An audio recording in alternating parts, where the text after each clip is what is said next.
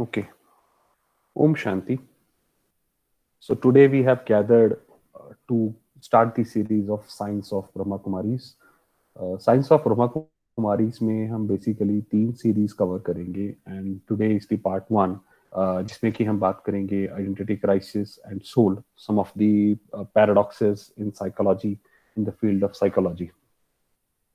Okay so जैसे जैसे हम आगे बढ़ेंगे ये हमारा सेशन का फ्लो होगा जिसके अंदर I will give you a brief introduction about me then we will talk about what is the importance of knowledge और विजडम और किस तरह से राजयोगा मेडिटेशन बड़े बड़े पैराडॉक्सेस जो साइकिल करता है and finally who am I and then we will do the meditation if you are interested in such sessions अगर आपको ये सेशंस अच्छे लगते हैं and you are interested your number at 7038148440 और आपके पास रिमाइंडर आते रहेंगे ये सारे के सारे session is not intended to earn money and it is absolutely free of cost और लैंग्वेज जो यूज है इसके अंदर इंग्लिश एंड हिंदी दोनों कॉमन है.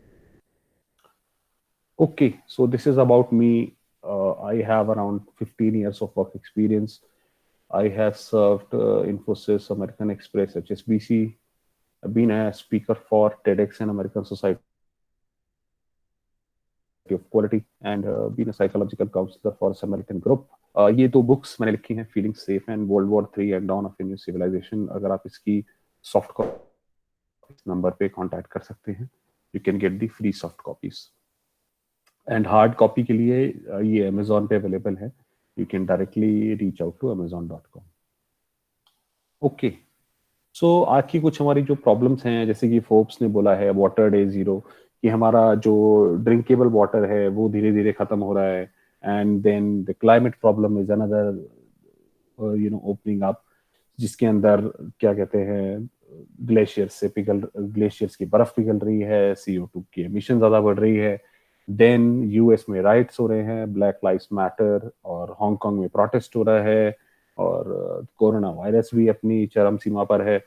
तो बात ये है कि जब ये इतनी सारी चीजें हो रही हैं तो इन सारी प्रॉब्लम्स का सोल्यूशन क्या है, क्योंकि अगर इन सारी प्रॉब्लम्स को हम अलग अलग करके सॉल्व करेंगे जो कि आज हम गलती भी कर रहे हैं तो वो तो सॉल्व नहीं हो सकती है. यहाँ पे तो वर्ल्ड वॉर 3 की बातें हो रही हैं तो हम अलग अलग करके कैसे सॉल्व करेंगे इसको और कितनी कितनी चीजों को सॉल्व करेंगे. रिसेशन भी है, इकोनॉमी भी आपकी खत्म हो रही है, टेररिज्म भी है. तो क्या कोई ऐसी नॉलेज या ऐसा कोई विजडम है जो कि इन सारी की सारी प्रॉब्लम्स को रूट लेवल पे जाके क्लीन कर सके, वो हम आज इस सेशन पे देखेंगे.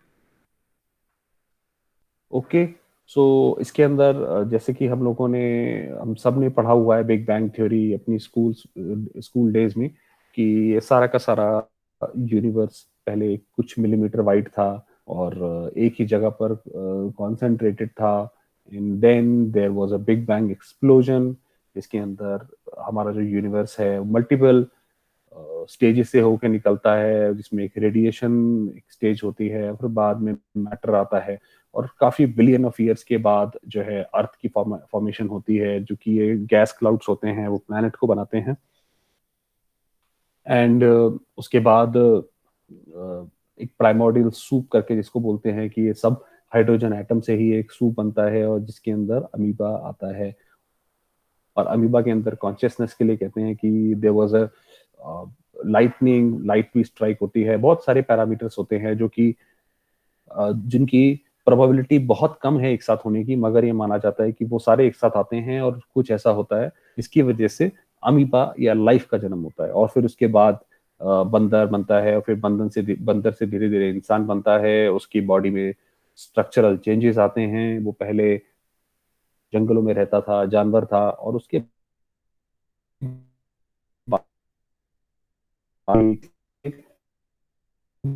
पूरा का पूरा ऑर्गेनिज्म है, वो पूरा का पूरा ऑर्गेनिज्म जिसको उससे पहले हर चीज एटम से मिलकर बनी है. जब कुछ एटम मिल जाते हैं तो मॉलिक्यूल बनाते हैं,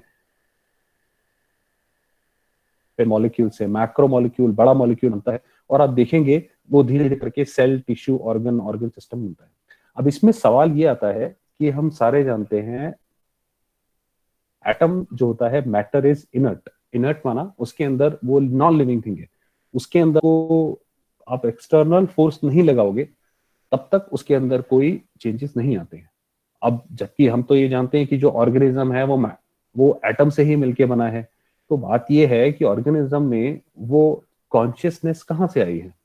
क्योंकि सबसे बड़ा क्वेश्चन तो हमारा ये है कि आखिर हमने ये पूरा बिग बैंग थ्योरी एक्सप्लेन किया, इसके अंदर अपने आप में बहुत सारे क्वेश्चंस हैं जिनको हम पैराडॉक्सेस बोलते हैं, जो कि साइंटिस्ट ने आज तक भी एक्सप्लेन नहीं कर पाए हैं। तो उनमें से एक सबसे बड़ा ये है कि अमीबा भी चाहे था, उसको हम कभी भी लैब में नहीं बना पाए। और एटम से जब ऑर्गेनिज्म की जो पूरी जर्नी है, ये इसके बीच में जो कॉन्शियसनेस, जो सबसे बड़ा रोल है, जो कि consciousness is the ability to think, ability to reason, you know, जो उसकी पर्सनालिटी है वो कहाँ किस लेवल पे आती है, ये एक बहुत बड़ा क्वेश्चन है। और आप देखेंगे इस सिर्फ ये क्वेश्चन की ना पता होने की वजह से आज हम जो भी कुछ कर रहे हैं, चाहे हम एआई से, आर्टिफिशियल इंटेलिजेंस से जो भी कर ले, चाहे आपका वो खाना भी आपको चबा के अगर मुंह में डाल दे, तब भी इंसान खुश नहीं है। क्यों खुश नहीं है? क्योंकि हम शायद ये जानते नहीं है कि हमें चाहिए क्या या हम हैं क्या। क्योंकि अगर मुझे ये नहीं पता कि मैं कौन हूँ, क्या हूँ, तो मुझे ये कभी नहीं पता पड़ेगा कि मुझे चाहिए क्या। इसीलिए आप देखिए, जो लाइफ के लिए जो बड़े बड़े फिलोसोफर कहते हैं, लाइफ का मतलब है जीना, इज टू सर्वाइव। खाली जीना होता है, ऐसा तो नहीं है। अगर कोई नॉर्थ कोरिया या ऐसे डिस्टर्ब स्टेट में है तो वो तो कहेंगे यहाँ पे तो लाइफ बेकार है। तो हैप्पीली जीना जो है वो माना जाए का पर्पस। मगर बात ये है, हैप्पीली जिएंगे कैसे? तो ऐसे ही कुछ क्वेश्चंस का आंसर आगे जाके हम देखते हैं। इसके अंदर ये बताया हुआ है कि क्या प्रॉब्लम होती है अगर हम इस फिलॉसफी को फॉलो करते हैं। इनफैक्ट अगर आप मेरे से पूछें तो ये जितनी भी आज की हमारी दुनिया की प्रॉब्लम्स हैं, वो है ही इसी थ्योरी की वजह से। क्योंकि हमने बोला कि इंसान जो है पहले बंदर था और जंगलों में रहा हुआ है, तो ये जितने भी उसके डिफरेंसेस हैं, देखिए हर चीज जो है वो एक सीड थॉट की तरह काम करती है। आप किसी भी व्यक्ति को, किसी भी बच्चे को एक सीड थॉट दे दीजिए, उसके बेसिस पर वो उसके प्रोडक्ट थॉट या उसके फर्दर जनरेशन के थॉट्स बनते जाते हैं। तो अगर हमने यही कह के हमारे सिविलाइजेशन की शुरुआत करी है कि इंसान तो जी बंदर था, इंसान तो जंगलों में रहता था, जंगलों में तो जैसे जंगल राज होता है तो वहां से था, तो आज जो लड़ाई झगड़ा हो रहा है ये तो बिल्कुल कॉमन है, जंगल में तो ये होता ही है। तो फिर हम किस चीज की चिंता करते हैं? क्या हमें फिर हम ऐसे ही जीने की आदत डाल लें? फिर तो इटर्निटी तक हम ऐसे ही जीते रहेंगे। तो ये आप देखेंगे कि अगर ये वाला सीड थॉट अगर हम लेते हैं अपने दिमाग में कि human is an animal and body, तो ये सारे उसके प्रोडक्ट थॉट्स हैं। एनिमल इंस्टिंक्ट्स आर नेचुरल, इसीलिए लोग कहते हैं गुस्सा करना या रेप करना, ये सब तो एनिमल इंस्टिंक्ट्स हैं, ये तो सारे के सारे। और हमारा जो मेन पर्पस है वो तो जीने का है। Survive is the main prime purpose. चाहे किसी को लूटो खसोटो कुछ भी करो, क्योंकि जंगल में तो शेर जो है हिरन को मार देता है अपनी भूख के लिए। तो हम, हमारा सबसे बड़ा काम है कि हम फूड चेन में सबसे ऊपर रहें, हम सबको खाएं, हमें कोई ना खाए। फिर एक दूसरा आता है कि वी लिव ओनली वंस, भाई एक ही बार आपको शरीर मिला है, एक ही बार इसको जो आपने जैसे जीना है वैसे कर लो। उस हिसाब से तो आप जो करो, जो धमाल मचाओ, वो सब सही है। फिर उसके बाद आता है moral values is a choice not mandate. भाई आप अगर अच्छी तरह सुख से रहते हो, दूसरे को रहते हो, तो बहुत अच्छी बात है, मगर ऐसा नहीं है कि ये मैंडेट है, कि ये बहुत ज्यादा जरूरी है। भाई क्योंकि जैसे हमने बात करी, जंगल में तो कोई चीज अच्छी या बुरी होती नहीं है। अब शेर अगर हिरन को खा रहा है तो वो अच्छा है कि बुरा है, डिपेंड ये करता है कि आप शेर की तरफ हैं या हिरन की तरफ हैं, राइट। फिर उसके बाद आती है ह्यूमन इज सेल्फिश, क्योंकि हम सारे के सारे हुए हैं, हमारे रिसोर्सेज जो हैं वो कोई अबंडेंस में तो है नहीं, सबके रिसोर्सेज जो हैं वो एक लिमिटेड हैं। तो इसलिए हर एक मनुष्य चाहता है कि भाई वो ज्यादा से ज्यादा चीजों को इकट्ठा करे। इकट्ठा करे क्योंकि ये तो बट ऑब्वियस है, इकट्ठा इसलिए उसको करना है ताकि आई विल में काम आएंगे। तो इसीलिए वो कहते हैं भाई ह्यूमन तो सेल्फिश है। फिर उसके बाद आप देखेंगे कई बच्चे जो हैं वो डिजीज के साथ पैदा होते हैं। फिर उसके बाद कई बोलते हैं कि भाई हमें तो अपना घर बार ही पसंद नहीं है, हमें क्यों, ये किसने हमसे पूछा कि इस माँ बाप के हमें घर में जन्म दिया जाए। तो इसका मतलब जो है, जो नेचर आप या गॉड को या जो भी लोग मानते हैं वो कहते हैं वो तो क्रूअल है, क्योंकि आप नेचर जो है कई किसी को जो है वो रॉयल फैमिली में जन्म दे देती है, और किसी को जो है क्या कहते हैं बिल्कुल गरीब घर में अफ्रीका के डेजर्ट्स में जन्म दे देती है। तो ये नेचर ही तो है, ये नेचर है, इसका मतलब नेचर क्रूअल है। वो तो जस्टिफिकेशन, जस्टिस है ही नहीं नेचर के पास। और अगर गॉड एग्जिस्ट करता है तो गॉड के पास भी नहीं है। फिर दूसरी बात आप देखिए कर्मा फिलोसफी, क्योंकि कर्मा फिलोसफी हमें फेल हो जाती है। भाई जो टेररिज्म है, जिसने 9/11 का अटैक किया, वो तो साथ में मर गया। तो वो तो जितना भी उसने गलत काम किया था वो तो सारा रीसेट हो गया, जीरो हो गया। तो कर्मा फिलोसफी की जिसका जो न्यूटन का थर्ड लॉ है, every action has an equal and opposite reaction, वो तो फेल हो गया फिर। तो आप देखेंगे कोई भी मनुष्य जो कोई काम करता है, जब भी कोई गलत काम करता है, तो उसके दिमाग में एक बार ये जरूर आता है कि मुझे नहीं करना चाहिए। मगर मगर आप देखेंगे क्योंकि उसके अंदर वो जो बिलीफ है कर्मा फिलोसफी का वो वीक होता है। उसको लगता है ठीक है ये तो सारे करते हैं, अगर ऐसा नहीं करेंगे तो जीवन कैसे चलेगा। तो क्योंकि कर्मा फिलोसफी वीक है, तो हर एक व्यक्ति जो है जो बुरे कर्म करने की तरफ आगे होता है। अगर हमारे बुद्धि में ये चीज क्लियर हो कि भाई जैसा हम करेंगे वैसा हमें मिलेगा, उसमें कोई बचा नहीं सकता हमें, कोई गवर्नमेंट कुछ नहीं कर सकती, गवर्नमेंट से आप बच भी जाएंगे तब भी आपको उसका मिलेगा। अगर मेरे दिमाग में ये कर्मा फिलोसफी एकदम पूरी है, कि एकदम पक्की बैठी हुई है, तो फिर मैं गलत काम करूंगा ही नहीं। फिर उसके बाद दूसरी बात आती है, death is a permanent loss. भाई कहते हैं भगवान ने ये बच्चा दिया, भगवान ने ये बच्चा ले लिया, अब बच्चा तो चला गया, वो तो वन टाइम क्रिएशन थी, बच्चा तो चला गया, तो ये तो परमानेंट लॉस हो गया। तो भगवान ऐसा क्यों किया तुमने, कि भाई ऐसी दुनिया क्यों बना दी, कि भाई क्या कहते हैं उसके अंदर पहले तुम दो फिर ले लो। फिर उसके बाद जैसे हमने बात करी, लिविंग इन जंगल, अटैक और हंटेड। ये जो जितने भी इंटरनेशनल रिलेशंस हैं आप देख रहे हैं, ये जो चाइना के अगेंस्ट हैं, जो भी है चाइना के फॉर है, वो सारे के सारे यही हैं। सारे जितने भी बड़े बड़े देश हैं वो क्यों न्यूक्लियर आर्सेनल बना के रखते हैं, क्यों न्यूक्लियर आर्मरी अपनी पूरी इकट्ठी करके रखते हैं, क्योंकि उन्हें लगता है कोई और हम पे अटैक करे इससे पहले हम अटैक करें। चलो अटैक ना करे, अपने आप को बचा ही लें कम से कम। तो क्योंकि हमारी तो फिलोसफी यही है, हम तो बोलते ही हैं कि भाई इंसान तो जंगल से आया है, और जंगल में तो देखो अटैक होता ही है, या तो आप बच जाओ या दूसरे को कर दो।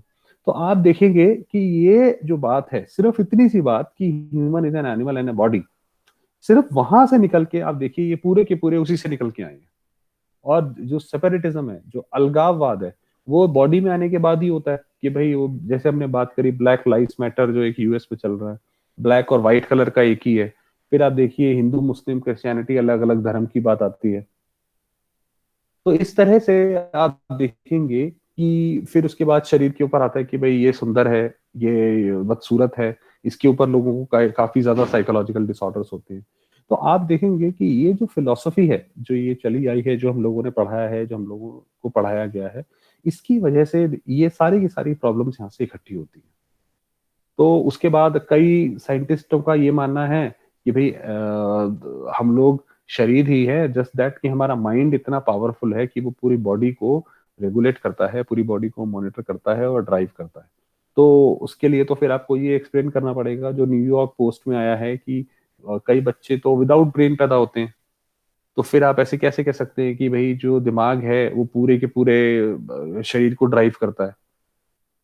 तो ये एक बहुत बड़ा सवाल है कि, और जिसकी वजह से दुनिया के सारे झगड़े, इवन ये जो साइकोलॉजिकल डिसऑर्डर्स हैं, मैं तो कहूंगा ये जो गुस्सा आता है वो भी एक साइकोलॉजिकल डिसऑर्डर ही आप उसको बोल सकते हैं। तो ये जितने भी ये सारे के सारे झगड़े हैं जो कुछ है, वो है ही इसी बात पे, क्योंकि हम अपने आप को शरीर मानते हैं। तो जब भगवान या परमपिता परमात्मा जब आते हैं, तो वो इस दुनिया को जब ठीक करते हैं, तो भगवान जो है वो परफेक्ट आर्किटेक्ट है। तो वो जिस तरीके से इस दुनिया को ठीक करता है, वो फर्स्ट टाइम राइट, पहली बार में ही एक बिल्कुल एकदम बढ़िया काम करता है। किस तरह से करता है, वो रूट पे काम करता है कि एक साथ ये सारी की सारी जो है, ये सारी की सारी प्रॉब्लम्स एक साथ खत्म हो जाए। तो वो कैसे खत्म हो सकती हैं। अब आप इसके अंदर देखिए कि अगर हम मेडिकल साइंस की बात करें, आज हमारा जो है मेडिकल साइंस क्यों फेल हो रहा है। सडनली एक छोटा सा वायरस आता है और उसने पूरी दुनिया में हड़कंप मचा दिया है, लाखों लोगों की जिंदगी उस पर हो गई है, और मेडिकल साइंस कुछ नहीं कर पा रहा है। क्योंकि मेडिकल साइंस हमारा जो है ही रिएक्टिव अप्रोच, कि अगर होता क्या है कि हमारे नेगेटिव इमोशन से हमारे शरीर में बीमारी आती है। अब अगर बहुत ज्यादा सोचता हूँ, तो चांसेस ये हैं कि मुझे माइग्रेन हो जाएगा। अब माइग्रेन की दवाई तो है मार्केट में, डॉक्टर्स आपको माइग्रेन की दवाई तो दे देंगे, मगर वो ये नहीं बता सकते कि भाई हाउ टू थिंक पॉजिटिव, या पॉजिटिविटी है क्या। तो आप देखेंगे आपका जितना भी मेडिकल साइंस है वो सिम्टम बेस्ड है, कि भाई आपका ये सिम्टम होता है तो ये सिम्टम का ये आंसर है। मगर वो एक्चुअली में उसका ओरिजिनल रूट कॉज क्या है वो किसी को नहीं पता। तो इसके अंदर हम इसलिए राजयोगा में सबसे पहली चीज ये बताते हैं कि हु एम आई, कौन सी ऐसी शक्ति है जो कि सेल्स को एक्टिव बनाती है, जो सेल्स के अंदर जो प्रॉपर्टी सेल्स की बोली जाती हैं कि basic fundamental of life, basic unit of life, और इसके अंदर जो म्यूटेशन वगैरह की प्रॉपर्टीज हैं, वो कैसे, जैसे ही वो शरीर से जुड़ी हुई है तो उसके अंदर वो सेल्स का काम करती है, और बॉडी जब दफना दी जाती है या जला दी जाती है तो वो वापस एटम हो जाती है। तो ऐसी कौन सी शक्ति है जो सेल्स को ये पावर देती है या पूरी बॉडी को वो चलाती है? तो ये हमें मानना पड़ेगा कि हमारे पूरी बॉडी में मात्र एक पिट्यूटरी ग्लैंड एक ऐसी जगह है जहां से हम जो है पूरे शरीर को बैठ के कंट्रोल कर सकते हैं। ये कितनी सेंसिटिव जगह होती है, इसी को ही अकाल तख्त कहा जाता है। तो जब हम सारे के सारे वास्तव में, हम सारे के सारे जो हैं ये पॉइंट ऑफ लाइट यहाँ से ही बैठकर पूरे शरीर को चलाते हैं। आप इसीलिए देखेंगे जैसे ही आप ये मानते हैं, आपके जितने भी कॉन्सेप्ट्स हैं, चाहे वो देजा वू का कॉन्सेप्ट है कि कई लोगों को पता पड़ जाता है कि पहले क्या होने वाला है, या फिर आप देखिए रीबर्थ का जो कॉन्सेप्ट है, जो पुनर्जन्म की जो बात जिसको हम करते हैं, वो कैसे किस तरह से आप उनको सॉल्व कर सकते हैं। अगर आप जैसे बोलते हैं कि भाई इंसान तो एक ही बार जन्म लेता है, तो आप ये एक्सप्लेन ही नहीं कर सकते रीबर्थ का कॉन्सेप्ट। तो फिर उसके बाद जैसे कई लोग बोलते हैं कि भाई अगर कोई बच्चा जन्म से ऐसा है, तो वास्तव में आत्मा अपने जन्म और पुनर्जन्म का पूरा जो गठरी है वो पुराने जन्मों से लेकर आती है। तो जो भी उसके फल स्वरूप उसको होता है, वो उसके हिसाब से उसको शरीर मिलता है। साइंस में तो इसके लिए वो कहते हैं कि भाई मेल के ढेर सारे एलिमेंट होते हैं, जो फीमेल का फर्टाइल एग होता है उससे जाकर वो मेट करते हैं, और वो बाई चांस है।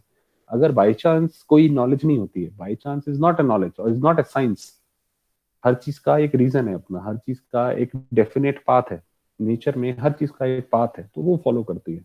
तो वो आप देखेंगे कि ये एक एब्सोल्युटली एक डिफरेंट एक नेचर है मेडिकल साइंस में, कि वास्तव में हम हैं कौन, कि जो जितनी उसकी एबिलिटी है। आप देखिए कई बारी जो ट्विंस होते हैं वो तो सेम फर्टाइल एग भी उनका सेम होता है, जो मदर का जो एग होता है वो भी सेम होता है जिससे ट्विंस होते हैं, मगर उसके बावजूद उनकी पर्सनैलिटीज कितनी अलग अलग होती हैं, जबकि वो सेम घर में पलते हैं, सेम सब कुछ पलते हैं, तभी देखिए उनकी जो पर्सनैलिटीज हैं वो बिल्कुल अलग अलग होती है। यहाँ तक कि जो बच्चे जुड़े हुए होते हैं उनकी भी पर्सनैलिटीज अलग अलग होती है।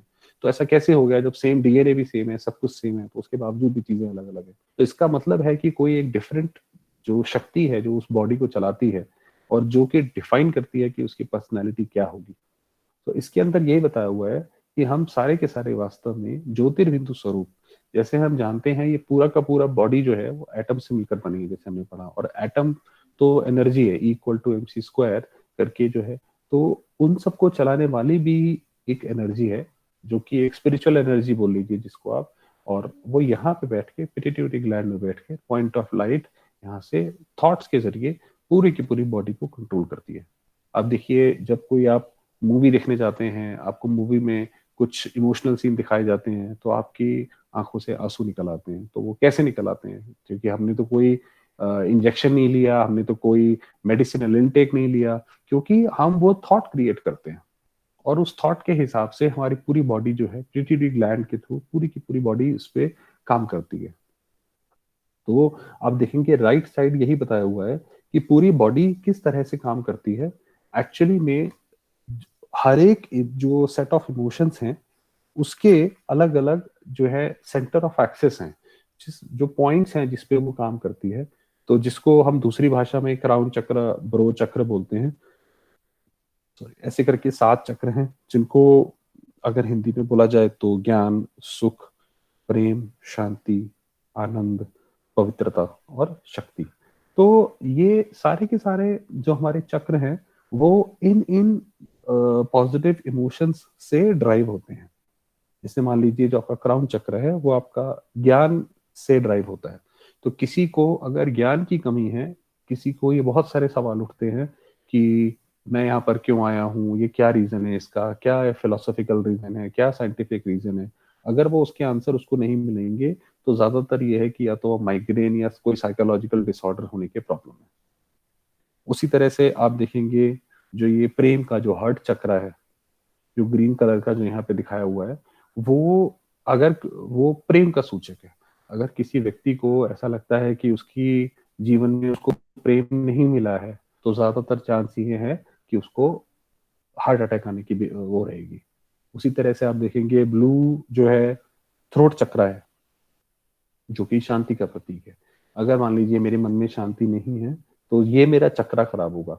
तो बेसिकली जितने भी हमारे अलग अलग, जैसे हमने बोला, ज्ञान, सुख, प्रेम, शांति, आनंद, पवित्रता, शक्ति, और ये सारे के सारे इन चक्रों के द्वारा आत्मा एक जगह बैठकर पूरे शरीर को ड्राइव करती है, और ये उसके सेंटर ऑफ एक्सेस पॉइंट्स हैं। नाउ हमें ये भी पता है साइंस में कि जिस तरह से कभी भी हम एक थॉट क्रिएट करते हैं तो वो एक वाइब्रेशन क्रिएट करता है, और जिस वाइब्रेशन क्रिएट करने का मतलब है कि there is a movement of electrons, और जब इलेक्ट्रॉन अपनी ऑर्बिट चेंज करते हैं तो वो एक स्पेसिफिक लाइट को एमिट करते हैं। तो आप देखेंगे कि ये जो विबग्योर है, इसीलिए ये भी 7 कलर्स का है, क्योंकि जो भी आप थॉट क्रिएट करते हैं उसके अकॉर्डिंग आप एक वाइब्रेशंस एमिट करते हैं, और उसी के अकॉर्डिंग जो है एक लाइट भी आप एमिट करते हैं। तो ये जो आप देखेंगे, VIBGYOR, violet, indigo, blue, green, yellow, तो हम सब आत्माओं के अंदर, आत्माओं के शरीर के अंदर ये सातों की सातों लाइटें होती हैं। जो भी हम में से हमारे अंदर नेगेटिव इमोशन होता है उसके अकॉर्डिंग जो हमारी वो पर्टिकुलर लाइट है वो कम हो जाती है, और इसी तरह से उसी की वजह से जो है हमारे शरीर में बीमारियां होना स्टार्ट होती है। जैसे हमने बात करी कि अगर वॉयलेट कमजोर है तो आपका साइकोलॉजिकल डिसऑर्डर हो सकते हैं, ग्रीन कलर कमजोर है तो हार्ट चक्रा कमजोर है तो हार्ट अटैक आ सकता है। अभी आपका रेड चक्रा जो बेस चक्रा है ये प्योरिटी का है, अगर अगर मेरी दृष्टि हमेशा दूसरों की देह पे ही लगी रहती है तो मेरी इम्यूनिटी वीक हो जाएगी। तो इस तरह से आप देखेंगे ये सारे के सारे जो है अलग अलग उसमें काम करते हैं। सॉरी, ऑरेंज जो है वो प्योरिटी के लिए है, रेड तो पवित्र शक्ति के लिए है। तो ये उनका जो है डिटेल्ड वर्जन है कि आप देखेंगे पहले कॉलम में न्यूरोबिक नेम में तो कि क्या उसकी उसकी प्रॉपर्टीज क्या क्या है, लवफुल है, जॉयफुल है, प्यूरिफाइंग है, और उस चक्र का नाम क्या है, और फिर आप देखेंगे कि वो कौन से कलर को रिप्रेजेंट करता है। तो आप अब अगर हमें कोई भी शरीर में बीमारी होती है तो एक तो तरीका ये है कि हम एलोपैथी जाएं और उस सिम्टम का इलाज करा लें। भाई मैं बहुत ज्यादा सोचता हूँ, मुझे माइग्रेन है फॉर एग्जांपल, तो मैं माइग्रेन की दवाई ले लूंगा, जाकर एलोपैथी में जाऊंगा दवाई ले लूंगा। दूसरा जो है एक साइंस ये होती है जिसके अंदर ये बताते हैं मेडिटेशन मुद्राज के जरिए और कलर के जरिए करते हैं। तो एक एक तो हम अपने अंदर वो पर्टिकुलर कलर जो लाते हैं पूर्णतया पवित्र विचारों से। पॉजिटिव और पवित्र विचार जैसे जैसे हम उस पर्टिकुलर टाइप के बढ़ाते जाते हैं तो वो चक्रा या वो बीमारी जो है वो मेरी धीरे धीरे एनलाइटन होती जाती है। और किसी भी बीमारी से अगर हमने निजात पानी है, चाहे वो कोरोना वायरस से लेकर एड्स तक कुछ भी हो, तो अगर हमने, डिपेंड ये करता है कि पहले वो किस स्टेज तक पहुंच गई है, क्योंकि हर चीज को एक रिपेयर करने का एक टिपिंग पॉइंट होता है जिसके बाद वो रिपेयर करना उसको मुश्किल होता है। उसके बाद आराम तो मिल जाएगा मगर पूरी तरह ठीक होने में एक प्रॉब्लम आती है। तो उसी तरीके से अगर हम अपने आप को ठीक करना चाहते हैं और हमें ये पता है कि ये वाली बीमारी इस चक्र या इस कलर की वजह से प्रॉब्लम है, तो हम उसी पे फोकस करें। तो ये राजयोगा मेडिटेशन का जो है एक पहला स्टेप है, जिसके अंदर हम ये कहते हैं कि अगर हम सिर्फ अपने आप को आत्मा समझते हैं, अगर हमें कुछ और कॉम्प्लेक्सिटी में नहीं जाना है, सिर्फ अपने आप को बैठ के हम सिर्फ अपने आप को आत्मा समझें, अगर हम सिर्फ इतना भी करते हैं तो हमारे जितने भी चक्र हैं वो वापस अपनी ओरिजिनल शेप में आते जाते हैं। ये देखिए, ये जो गॉड जिसको क्रिएटर कहते हैं, कितनी जबरदस्त चीज उसने बनाई है कि आपको सिर्फ कुछ करने की जरूरत नहीं है, आप सिर्फ अपने स्वधर्म में स्थित हो जाइए। आपके सातों जो चक्र हैं, जितने भी कलर्स हैं, वो सारे के सारे अपना रीइंस्टेट हो जाएंगे। आपको किसी और दवाई खाने की जरूरत नहीं है, कुछ भी करने की जरूरत नहीं है। तो अभी हम इसी की प्रैक्टिस करेंगे। तो अभी अभी हम सिर्फ, आप जिस भी पोजीशन में बैठना चाहें उस पोजीशन में आराम से बैठिए, और हम क्या करेंगे, आपके जो फ्रिक्वेंसी ऑफ थॉट्स है, जो आपकी थॉट्स की गति है, वो हम कम करेंगे, और अपने आप को सिचुएशन से आप निकाल लीजिए। तो और जैसे ही अपने आप को यहाँ पर ज्योतिर्बिंदु आत्मा प्रकृति के बीच में बैठी हुई विराजमान हो, बस इतना ही सोचेंगे, तो ही आपके आपको एक पीस का एहसास होने लगेगा। और अगर आपको कोई और थॉट आता भी है तो उसको कट मत कीजिए। कट करने का मतलब ये है कि नहीं नहीं मैंने ऐसे नहीं सोचना है, ये मत सोचिए, उसको जाने दीजिए, फिर वापस आ जाइए। अभी मैं ओम ध्वनि प्ले करूंगा तो उस म्यूजिक पे ध्यान दीजिए। और अगर आपको थोड़ा सा स्लीपी लगता है तो वो एक एब्सोल्युटली नॉर्मल है, क्योंकि जब आपकी थॉट्स की स्पीड कम होती है तो आपको थोड़ा सा स्लीपी लग सकता है।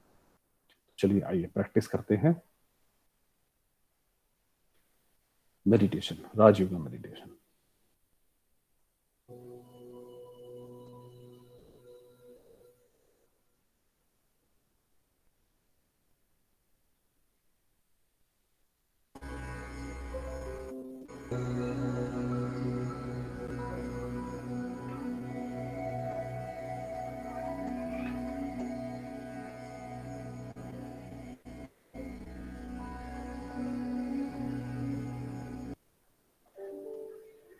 ओम शांति।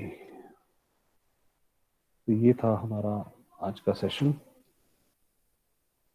इसके साथ साथ आप हमारे साथ एक और इनिशिएटिव के लिए जुड़ सकते हैं, जिसमें कि ये हम लोगों ने एक इनिशिएटिव स्टार्ट करा है, million minutes for corona patients, जिसमें हम सैटरडे संडे 5:30 to 6 सिर्फ कोरोना पेशेंट्स के लिए मेडिटेशन करते हैं। अगर आप चाहें तो आप हमारे साथ मेडिटेशन भी कर सकते हैं। और अगर आपकी नज़र में आप किसी को जानते हैं जिसको कोरोना अनफॉर्चुनेटली हुआ है, तो वो हमारे साथ कांटेक्ट कर सकते हैं और हम उनके लिए भी मेडिटेशन करेंगे। और like I said, it is absolutely free of cost. There is no cost involved in this. Om Shanti. Thank you for your time.